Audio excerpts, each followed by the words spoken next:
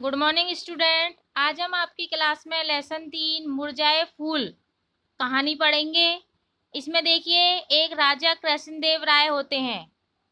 उनका जो उनके महल में एक बहुत सुंदर क्या होता है, बगीचा होता है। बहुत बड़ा बगीचा होता है। राजा कृष्णदेव राय के महल में एक बहुत बड़ा बगीचा होता है और बसंत ऋतु आ जाती है तो राजा का जो बगीचा होता है वो फूलों से भर जाता है। यह देखकर राजा कृष्णदेव राय बहुत प्रसन्न हो जाते हैं। क्यों प्रसन्न होते हैं? कि उनका बगीचा जो है फूलों से भर गया था। एक दिन बगीचे में टहलते समय राजा अपने मंत्री से बोलते हैं कि मंत्री जी, कुछ ऐसा प्रबंध करो कि ये बगीचा सदा ऐसा ही रहे। मंत्री से क्या बोलते हैं कि मंत्री जी, कुछ ऐसा प्रबंध करो कि ये सदा बगीचा ऐसा ही रहे, फूलों से भरा रहे।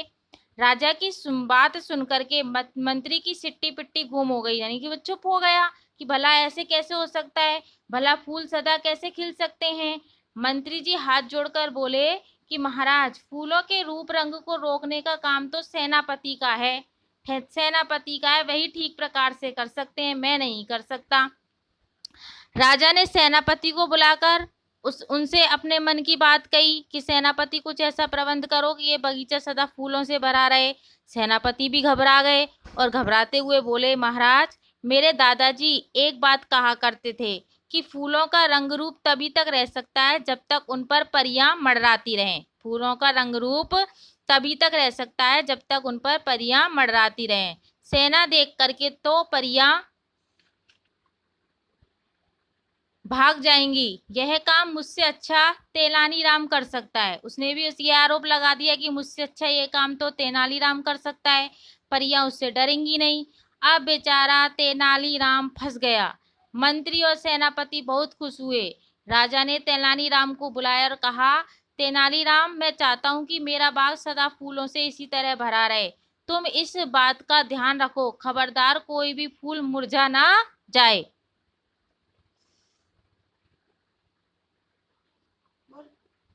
तेनालीराम हाथ जोड़कर बोला, महाराज, जो फूल मुरझा चुके हैं उनका क्या करूं? उसने बोला तेनालीराम ने महाराज से कि महाराज, जो फूल मुरझा चुके हैं उनका क्या करूं?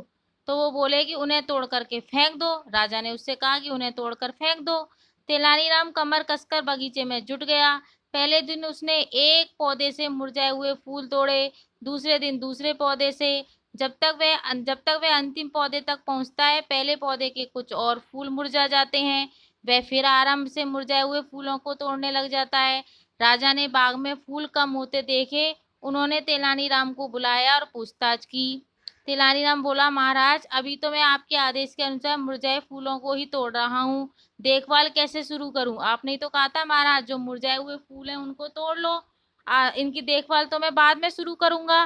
तेनालीराम की बात सुनकर राजा कृष्णदेव राय जोर से हंस पड़े। तो बेटा, ये आपकी कहानी आज खत्म होती है। इसके प्रश्न उत्तर मैं कल करवाऊंगा।